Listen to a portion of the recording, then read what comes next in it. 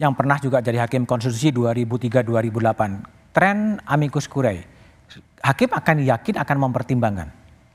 Ya, saya kira ini adalah merupakan gambaran daripada peradilan konstitusi yang menyangkut kepentingan umum seluruh bangsa.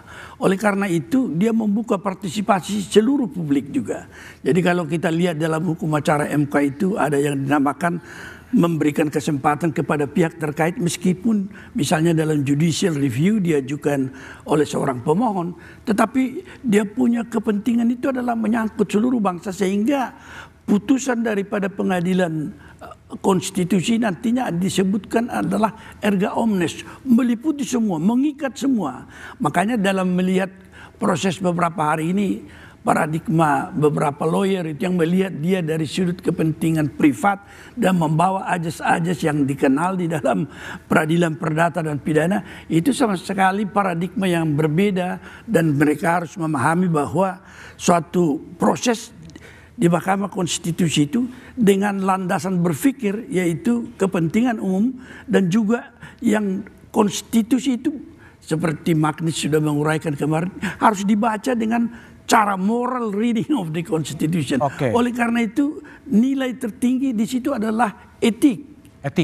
Yang barangkali kita harus pahami betul itu sehingga kepentingan publik seluruh rakyat yang dalam konstitusi dengan constitutionalization of human rights itu membawa semua hak konstitusional dan HAM yang ada di situ harus memperhitungkan seluruh rakyat. Oleh karena itu amicus curiae itu merupakan suatu instrumen atau saluran yang bagi MK tentu dibutuhkan juga untuk melihat apa sih keadilan yang terjadi di masyarakat yang harus kita perhitungkan. Baik Pak Maruf, kalau lihat ada tren ada amicus curiae, pada sisi lain juga ada inisiatif dari mahkamah untuk memanggil 4 menteri dalam sidang mahkamah.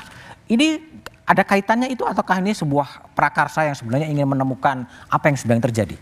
Ya, saya kira memang indikator yang nampak dari permohonan pasangan nomor 1 dan 3 tentu telah memberikan input yang men-trigger mereka membutuhkan suatu data-data yang tidak terpengaruh daripada pihak pemohon ini, tetapi boleh memberikan data yang betul otentik untuk bisa dipertimbangkan dalam pengambilan keputusan. Saya kira keputusan majelis ini untuk memanggil 4 menteri sangat serius sebenarnya, tetapi menurut saya mereka melandasi ini karena sudah ada indikasi atau bukti permulaan yang akan mereka dukung, karena di dalam putusan MK itu agak berbeda dengan putusan yang sifatnya bukan kriminal di dalam peradilan kita.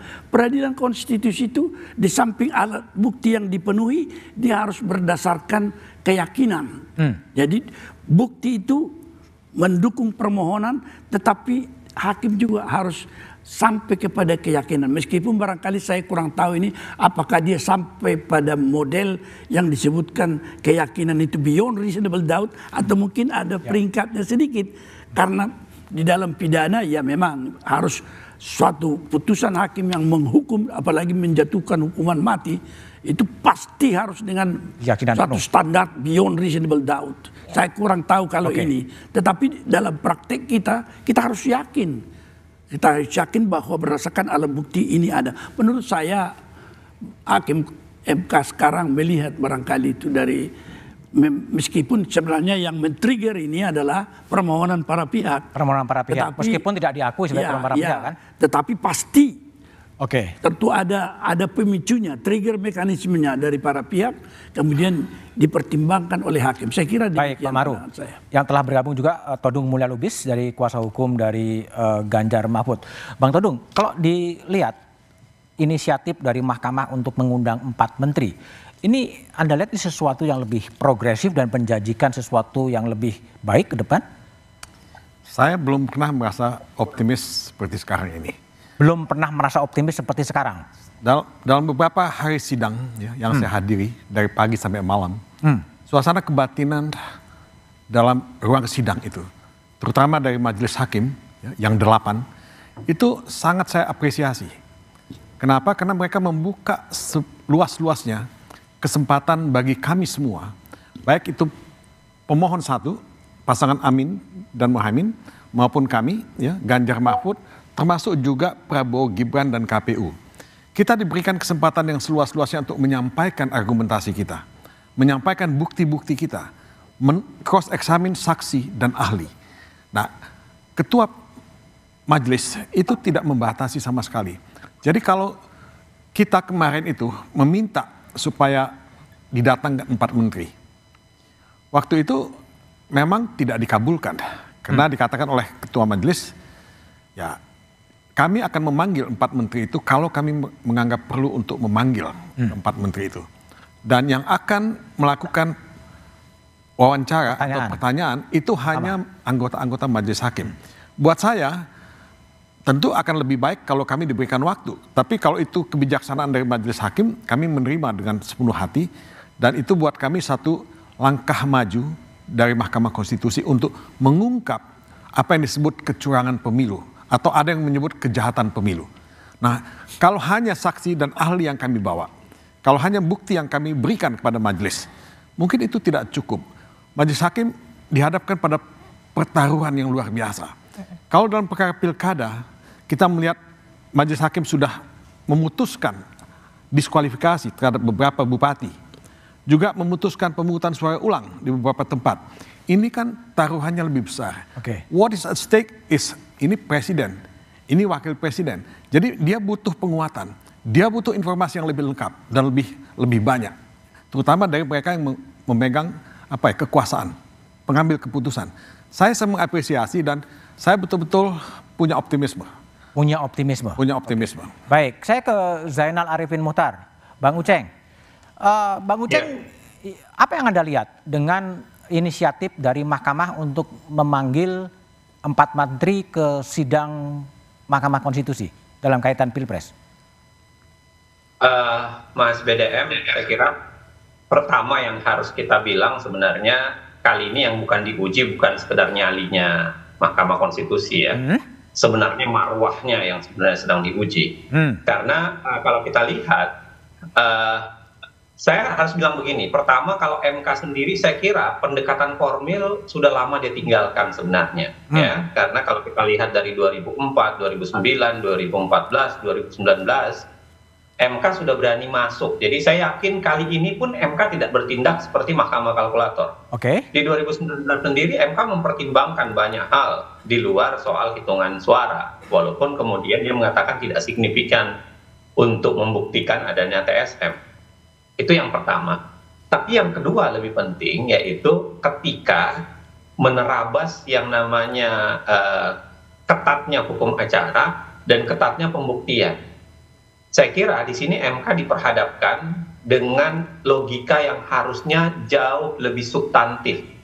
Saya membayangkan begini Mas BDM, kalau mau membuktikan TSM itu mustahil dengan pendekatan formal, sudah pasti mustahil. Karena kalau di negeri kita ya, kita kan mengalami apa yang disebut dengan autocratic legalism. Terjadi semacam legalisasi terhadap proses keliru.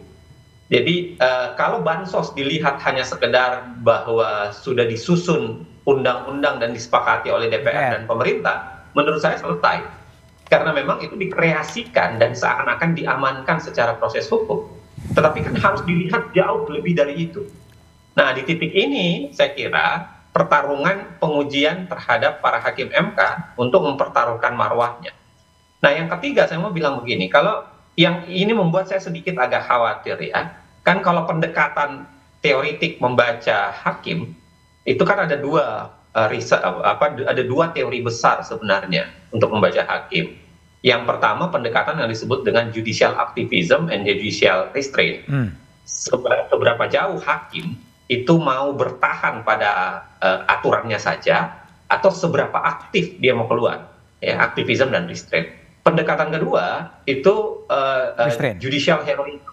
judicial heroism. Salah satu researcher orang Indonesia itu Romo Stefanus Henricus yang pernah menulis soal judicial heroes. Nah, tapi kalau kita lihat MK kali ini, saya kira apalagi berhadapan dengan kasus politik, kita harus bilang hakim MK ini dalam pengamatan saya itu terbagi 3 genre saat ini. Ada satu yang ya mungkin mewakili tradisi judicial heroes itu, dia akan mengeluarkan aktivism atau restraint itu berdasarkan konsepsi yang dia bayangkan soal hukum yang baik. Di seberang satunya adalah hakim-hakim yang sebenarnya punya afiliasi ke partai politik, afiliasi kepentingan, dan di tengah-tengahnya ini adalah hakim yang kira-kira lebih pragmatis. Ya, dia bisa kapan saja menuju ke arah yang idealis, tapi kapan-kapan saja dia bisa menuju ke arah yang lebih politis. Nah, biasanya Bang BDM, saya kira pertarungan di MK itu, apalagi kalau berhadapan dengan kasus politik, itu adalah bagaimana hakim yang baik ini bisa memenangkan atau menarik para hakim yang ada di tengah ini. Dibanding hakim tengah ini akan pindah ke hakim yang lebih terafiliasi kepentingan politik. Nah, di titik itu yang saya ingin mengatakan bahwa saya nggak tahu ya, tapi bayangan saya kemungkinan besar kalaupun kemudian ada basis penerimaan terhadap permohonan 01 dan 03 di permohonan di nomor perkara 01 dan 02 ini, saya kira dugaan saya hakim MK akan mencoba cari titik tengah. Titik tengah. Ya, titik tengah bayangan saya. Jadi nyali marwahnya itu kemungkinannya hanya beraninya di titik tengah. Ya kan? Kalau tidak herois ya? Ya, kemungkinan tidak menurut saya. Nah, itu yang menjadi tantangan. Makanya kenapa dipanggilnya para menteri ini menurut saya akan menarik. Saya berandai-andai begini nih. Kalau misalnya salah satu atau salah dua dari menteri kemudian menyampaikan bahwa memang ada pengerahan ya secara luar biasa dari presiden dan lain sebagainya, saya kira clear. Dua hal yang bisa kita lihat di situ. Satu, berarti tersistematisnya dan terstrukturnya sebenarnya itu bisa terpenuhi. Dan yang kedua saya kira itu menjadi pintu masuk bagi MK untuk menguak lebih besar, yaitu apa? Memanggil presidennya, untuk memeriksa presidennya. Memanggil presiden. Iya, menurut saya kalau memang salah satu atau salah dua dari menteri ini memang bisa menyampaikan bahwa ada semacam perintah, ada semacam tekanan, dan ada semacam ajakan untuk menggunakan fasilitas negara atau menggunakan keuangan negara untuk tujuan tertentu. Nah, artinya begini, saya lihat sebuah kemungkinan masih terbuka nih. Ya, semua kemungkinan masih terbuka. Apakah MK akan marwahnya akan diuji dan dia lulus, ataukah MK ternyata ya dia cari titik tengah saja, ataukah sekalian MK gagal lulus dalam ujian marwah. Oke, baik Uceng. Bung Hamdan Zulfa, kalau Anda kenal dengan hakim-hakim konstitusi yang ada, apakah nanti akan main aman di jalan tengah, atau ada juga optimis seperti Bang Mulya dengan konteks dengan indikasi adalah 4 menterinya dipanggil? Saya membaca putusan dari para hakim yang sekarang ini, kalau kita lihat ya, di putusan 90, di putusan 90 itu sebenarnya ada banyak hakim yang memiliki pikiran-pikiran yang sangat progresif. Ya. Walaupun dengan catatan misalnya ada 2 hakim yang melakukan concurring opinion. Tapi concurring opinion yang diberikan itu termasuk